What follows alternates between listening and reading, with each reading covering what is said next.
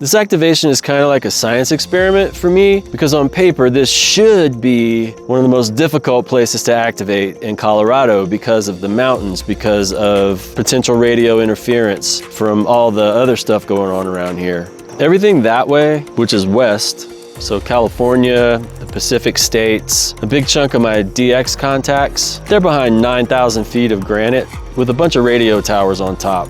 Not only is it covered with antennas on the top, NORAD Space Command is under that mountain, and right across the highway is the Fort Carson Army Base. Today, I'm gonna try to activate Cheyenne Mountain State Park near Colorado Springs, Colorado. Is it gonna work? I don't know. We're about to find out. Come with me and let's activate this park. This is a beautiful park. Interesting story. It almost got turned into a housing development until it got saved in the early 2000s when the state of Colorado was able to pick it up. It's about 2,700 acres and it sure is beautiful. Right outside of town, super accessible. The most secure military bunker in America, NORAD, is right underneath that mountain right there. And I am standing right next to it with a vertical antenna and a picnic table.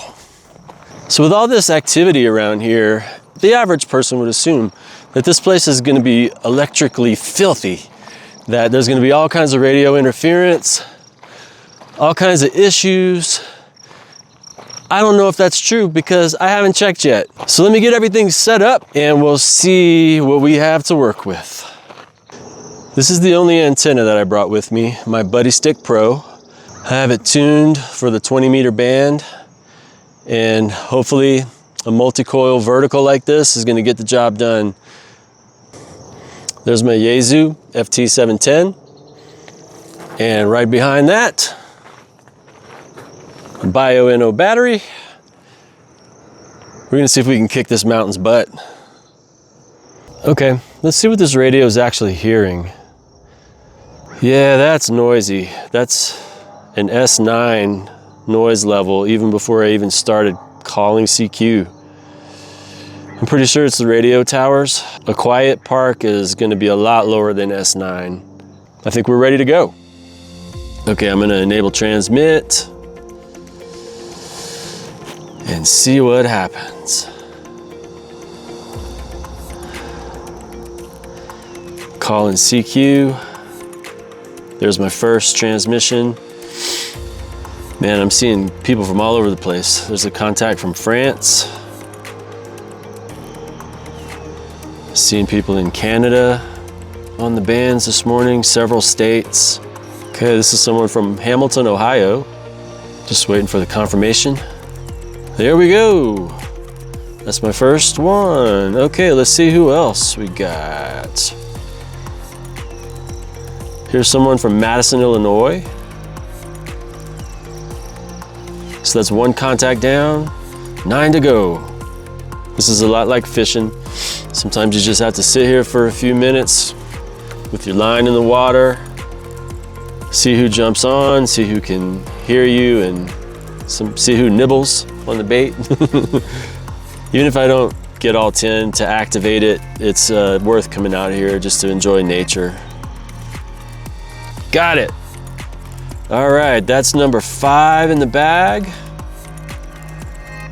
I usually try to get more than 10 contacts because sometimes my count isn't accurate. I lose track of how many I had, and it would suck to sit out here and activate this park thinking that you got enough for the activation, but then it turns out you were like 1 short and you really only had 9 because you didn't count properly. So I'm gonna try to get 11, 12. One of the irritating things about this is as soon as you start a contact with someone, a lot of times other people will start transmitting over you, and then you have to move and try again. So let me move to a clear lane and see if he responds.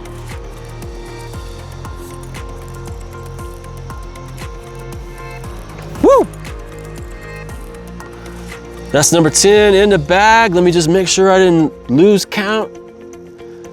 1, 2, 3, 4, 5, 6, 7, 8, 9. And 10. We did it, folks. Cheyenne Mountain State Park activated.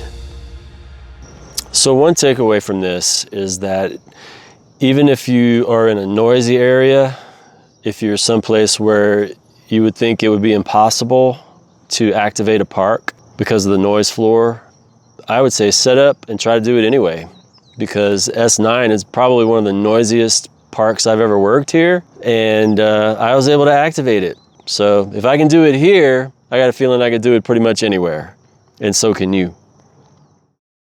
So, was Cheyenne Mountain State Park the most radio hostile park in Colorado? Yeah, I think it probably was. That granite mountain right behind me with the towers on top, covered with clouds right now, that's kind of a metaphor of exactly how the activation went. But notice that it sits right between me and the western sky. Anybody in the West, California, Pacific Northwest, even Utah, has to climb over a wall of rock and interference before they can reply back to me. And the log proves it. Look at the map. Every single contact came from the east. Ohio, Alabama, Florida, Illinois, Texas, Kansas, not one station to the west. The mountain did exactly what I thought it would. But the real problem was the noise. I sat down, fired up the radio, and the noise floor was pegged at S9. That's the loudest I've ever seen at any park I've ever tried to activate. Normally out in the park, you're sitting near the bottom of the scale. I mean, that's the whole point of getting away from the city, right? But here, something was screaming across the band the entire time. That's the RF interference question that I came here to answer, and the park answered it loud and clear. Oh, and I almost lost the whole activation before it even started. FT8 lives and dies on accurate time, and I totally forgot to sync my laptop clock. If your computer's even 1 second or two off, nobody can decode what you're transmitting, and you don't decode anything that you're receiving. There were about 10 or 15 minutes of panic before I finally realized what the problem was. So sync your clock. Write it on your hand if you have to. But I made it work. 10 contacts in the log across 7 states, with the farthest one over 1,200 miles away in Florida. All of it punched through to the east, while a mountain blocked the west, and the noise floor tried to bury me. That's the kind of problem solving that makes FT8 in a hard location actually fun. And that's what this whole channel is about to focus on. My wife and I are hitting the road full time in our RV, and we'll be activating parks all across the country. 50 plus parks in the next year for a series that I'm calling Parks on the Road. Some of these parks are gonna be easy. Some of them, like this one, are gonna fight me the whole way. That's the fun of it. If you wanna come along, watch me figure out the logistics, the propagation, the weird challenges every new park throws at you, hit subscribe and stick around, because there's plenty more where this came from. My name is Donnie, KD0JYV. Thanks for hanging out, and I'll see you in the next park. 73.